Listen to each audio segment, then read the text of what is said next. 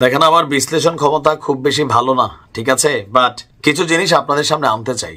যে কোনো সময় বাংলাদেশে আওয়ামী লীগ মাঠে নাম এবং তাদেরকে মাঠে নামানো হবে। কেন জানেন? এই মুহূর্তে যে বিভাজন তৈরি হয়েছে, সেই বিভাজনে ক্ষমতায় টিকে থাকতে হলে, আগামী নির্বাচনে পাশ করতে হলে অনেক দল আছে বিএনপি ছাড়া যাদের আসলে পেশি শক্তি নাই। একটা ইউনিয়ন পরিষদ নির্বাচনেও একজন চেয়ারম্যান প্রার্থী হইতে গেলে প্রত্যেকটা নির্বাচনী যে কেন্দ্র আছে সেখানে এজেন্ট দিতে হয়, ভোটটা ঠিক মতো করাইয়া ফলাফলটারে নিয়ে আসতে হয়। এখন এরকম সক্ষমতা কয়জনের আছে? বিএনপি ছাড়া এই মুহূর্তে নাই। এখন ছাত্ররা নতুন রাজনৈতিক দল করছে। গতকালকে উপদেষ্টা আসিফ মাহমুদ এক বক্তব্য দিয়ে আজকে আবার বদলাই ফেলছে যে তাড়াহুড়াতে দিছিলাম, পুরোটা বলি নাই। কালকে বললো যারা আওয়ামী লীগের অন্যায় করে নাই, অপরাধ করে নাই, তারা নির্বাচনে আসতে পারবে।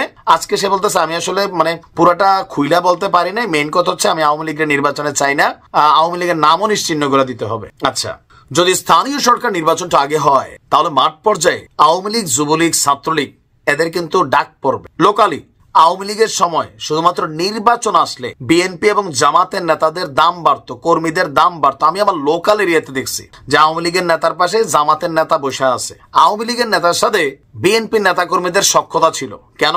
নির্বাচনকে কেন্দ্র করে, হোক সেটা মার্কার প্রার্থী অথবা বিদ্রোহী প্রার্থী। এখন জাতীয় নির্বাচন বলেন, স্থানীয় সরকার নির্বাচন বলেন, ছাত্ররা শতভাগ চাইছে তারা ক্ষমতায় যাবে। আসিফ যেমন এখন মন্ত্রী পর্যায়ে ঘুরতেছে, তার চিন্তা আমি আগামী তো মন্ত্রী হব। নাহিদও চিন্তা করতেছে মন্ত্রী হব। বিএনপি দেখতেছে আমরাও মন্ত্রী হব। জামাত বলতেছে এইবারই চান্স।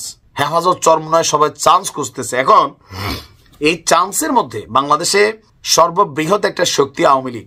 এই শক্তিটা এখন মাটির নিচে হান্দায় আছে, বাট তাদেরকে ডাকলে কিন্তু তারা বের হয়ে আসবে। কারণ লোকালি অনেক জায়গায় আওয়ামী লীগের নেতা কর্মীরা বিপদে আছে। আবার বিএনপিও সবার সাথে গণহারে মিশামিশি করতেছে না। লোকালি সম্পর্ক ভালো আমাদের প্রত্যেক এলাকাতে, কিন্তু নির্বাচন ইস্যুতে এখন একদল আরেক দলে ঘায়েল করার জন্য রাজনৈতিক মাঠে, অনলাইন মাঠে, রাজপথের মাঠে আপনি দেখবেন যে দরকার পড়বে। আবার এটা বিএনপি ডাক দিক, জামাতের তারা ডাক দিক, বৈষম্য বিরোধীরা ডাক দিক, যারাই ডাক দিক, ইতিমধ্যে কি অভিযোগ আছে না যে বৈষম্য বিরোধীরা বাংলাদেশের বিভিন্ন জায়গায় যে কমিটিগুলা করছে, এখানে ছাত্রলীগের অনুপ্রবেশ ঘটছে, জামাতের মধ্যে আওয়ামী লীগের অনুপ্রবেশ ঘটছে, বিএনপির মধ্যে আওয়ামী লীগের অনুপ্রবেশ ঘটছে। বাকি আছে কোথাও? বাকি নাই। নির্বাচনের সময় দরকার কি? ক্ষমতা। কে মার্কা পাইলো কে না পাইলো জরুরি না, এলাকাবাসীরা ডাক দিয়ে একটা টিম বানাই ফেলে। আর এখন যেই যুদ্ধ একটা ভাব তৈরি হচ্ছে, বিশেষ করে সরকারি দল আমরা যাদেরকে দেখছি বৈষম্য বিরোধী বা নতুন যে দলটা আসতেছে জাতীয় নাগরিক কমিটি, এই দলটার বিপরীতে যে দলগুলো দাঁড়াচ্ছে, মাঠে কিন্তু শক্তি লাগবে। সরকারের আইন শৃঙ্খলা বাহিনী দিয়া একযোগে জাতীয় নির্বাচন করে আনবে একটা লোকাল এরিয়াতে। এই মুহূর্তে ডক্টর ইউনূস সরকার জীবনও পারবে না, সম্ভব না। আপনি এখন আওয়ামী লীগরে গণহারে জেলে পুরাচ্ছেন, মাঠে কিন্তু বিএনপি জামাত খুল্লা আছে। আর এখন যে মপ টপ করতেছে যাদেরকে দেখতেছেন, তারা কি আওয়ামী লীগ? নো। তো তাদের সামনে তো সেনাবাহিনী অসহায় আমরা দেখছি, 32-এ দেখে নাই? তো নির্বাচনের সময় সবাই তো চাবে ভাই, আর আমাদের পুলিশ আইন শৃঙ্খলা বাহিনী যারা আছে ভাই, নিজের জীবন বাঁচানো ফরজ। এই অস্থিতিশীল পরিবেশ আওয়ামী লীগকে মাঠে নামার জন্য চান্স দিবে, দাম বাড়বে, ডাক পড়বে। আপনি দেখেন নির্বাচনটার সময় আপনার লোকাল এরিয়াতে আসলে কি ঘটবে আমি জানি না, কারণ ক্ষমতা বড় অদ্ভুত জিনিস।